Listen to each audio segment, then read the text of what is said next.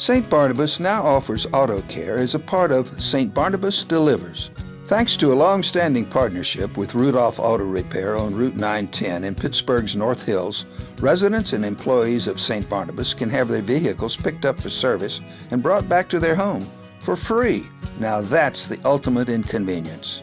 When the residents call, we will either meet them where they want us to meet them. Sometimes we meet them in the lobby, sometimes we meet them out back by their car, or we offer them the convenience of just leaving their keys with the security guard, and we'll go pick up their keys and service the car, and they don't even have to be involved, at all per se. They just have to give the guard their key and we take care of it from there.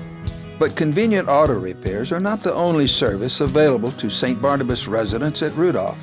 As a full-service gas station, the staff will pump your gas, check your tires, and top off your fluids.